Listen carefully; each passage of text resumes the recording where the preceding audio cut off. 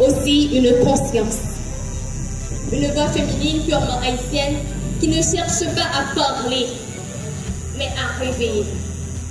Ces yeux de noirs haïtiens qui vous fixent pour eux. Le célèbre philosophe Jean-Paul Sartre nous a légué cette vérité immuable.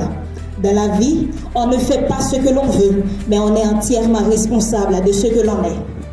Pourtant, l'équipe de la proposition s'est présentée devant nous. Elle a voulu excuser les dérives de la jeunesse par des contraintes économiques et sociales.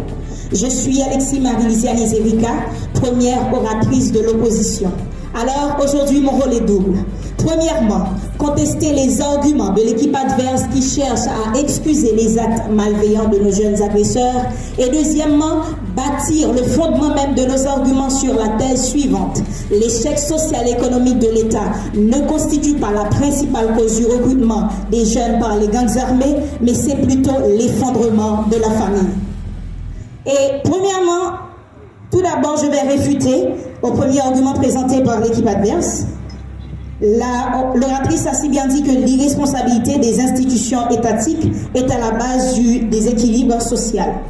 Mesdames et messieurs les membres du jury, nous ne sommes pas venus ici pour défendre un État défaillant, rassurez-vous. Mais par contre, nous disons que cet échec-là ne constitue pas la principale cause. Vous savez pourquoi? Certes, même si l'État a échoué, manquer de tout ne donne pas le droit de tout détruire.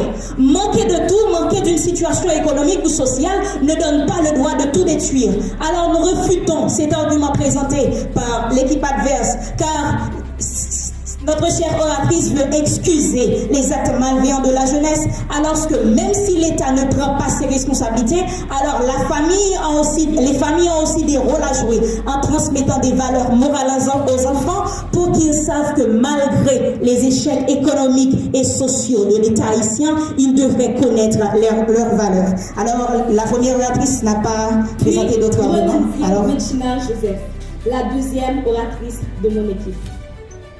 Mon adversaire a avancé comme argument que la défaillance de la famille est plutôt responsable du recrutement des jeunes dans les gangs armés que l'échec économique et social de l'État haïtien.